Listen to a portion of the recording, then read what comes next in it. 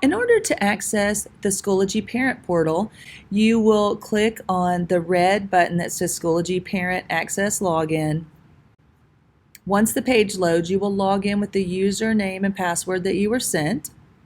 Once you sign in, you may either come in as yourself or you might have come in as one of your students, and you'll note that you're a student by seeing this blue menu that appears at the top here telling you which student you're viewing as.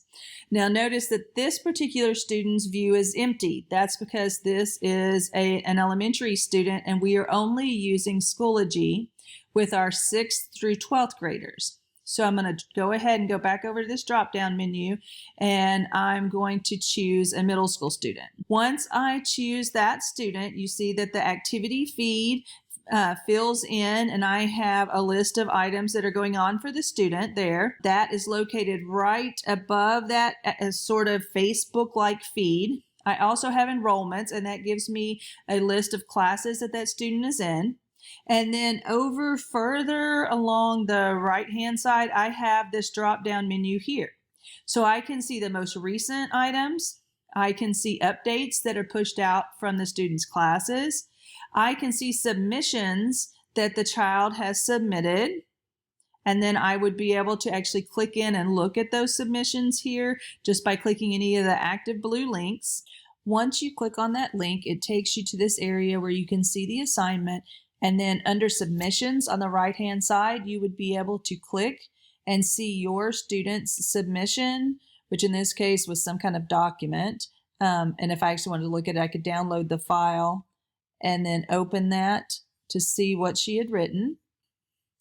Not only can I see what this child submitted, I can see any interaction between the teacher and the student.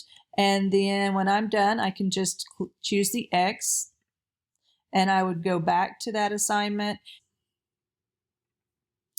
I also have comments, so I can see if there was a teacher who had been using discussions or allowed comments on updates, I could see any comments that my student had submitted.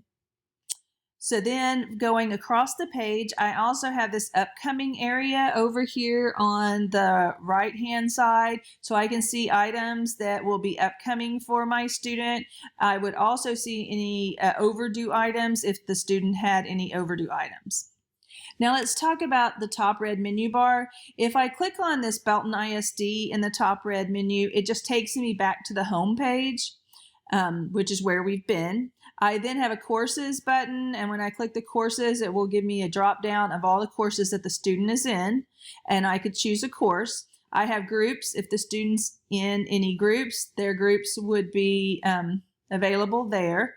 I have the calendar button, and when I click on the calendar button, then what I get is a calendar of all of the items that my student has that are due, or any assignments that were given, or any informational items that the school has put on the calendar, and all of those are clickable links. I can also look at those by month, week, or day if I would like to.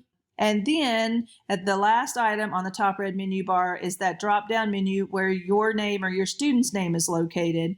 And the one thing I want to point out there is that you have settings that are available, and inside your settings you can go to the notifications. You could get an email summary of what your child's activity has been for the day or the week by dropping down there. But you can also, if you don't want that much information, but you would like to know if there are overdue items, you can do an overdue submissions email and turn that on. Just make sure that if you change anything that you save changes at the bottom.